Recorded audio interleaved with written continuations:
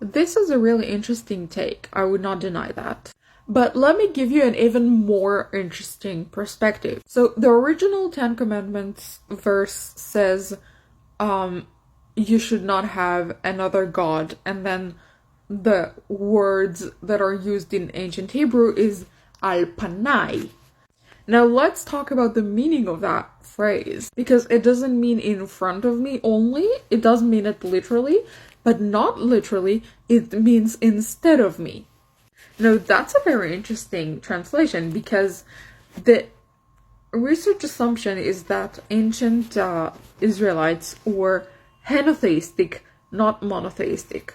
And that's a very interesting distinction, because when you're henotheistic, then you believe that other gods exist, but you believe that you're only allowed to worship one god. So there are like a plethora of gods, but you're only allowed to choose that one God, Yahweh. So if the meaning of the first commandment is, you shouldn't have another God instead of me, it makes a lot of sense, because it just means, yes, there are like a lot of other gods, but you can only choose me, which is like an admission that other gods exist, and yes, one could choose to worship them. While Piper has a master's in folklore, I'm an undergraduate student of Jewish studies.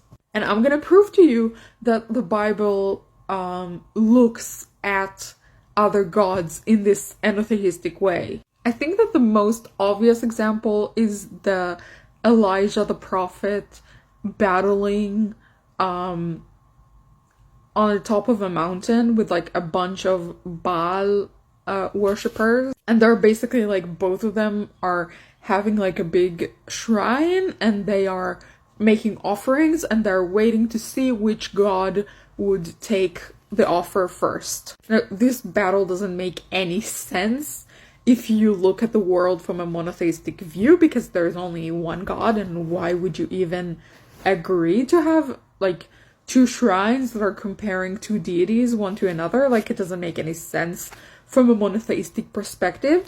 But if you're looking at it from a henotheistic perspective, then you want people to choose the god that is most responsive.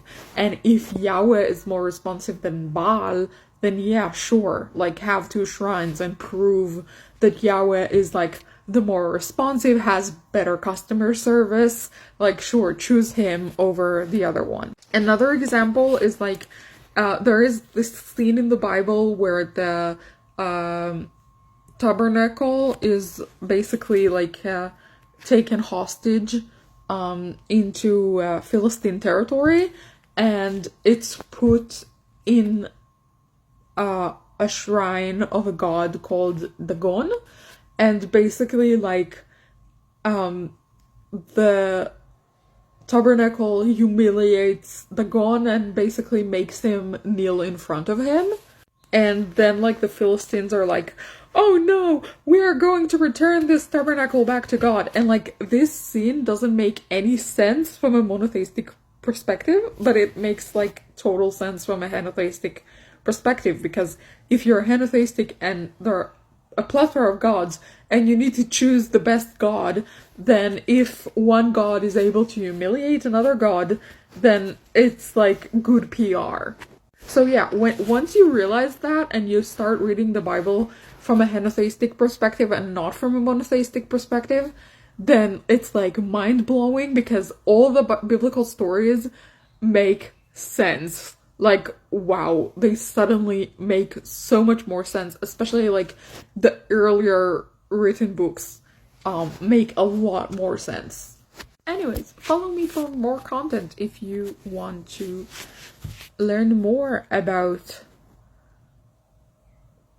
I don't know, ancient religions, I guess.